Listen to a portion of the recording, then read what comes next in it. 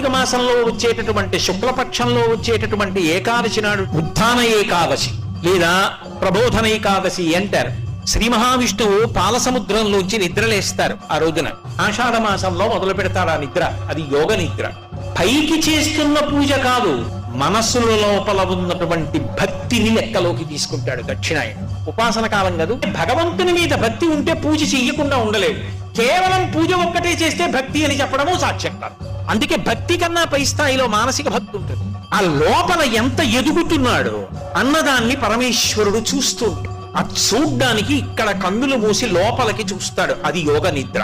అటువంటి పరమాత్మ యోగ నిద్ర యందు లోకములను గమనించి కార్తీక మాసంలో వచ్చేటటువంటి శుక్లపక్షంలో వచ్చేటటువంటి ఏకాదశి నాడు క్షీరసాగరంలోంచి లేచి ద్వాదశి తిథి నాటికి ఒకనాడు మాట ఇచ్చాడు కనుక బృందకి ఆయన తులసి బృందావనంలోకి వస్తాడు. అందుకే ఆ రోజున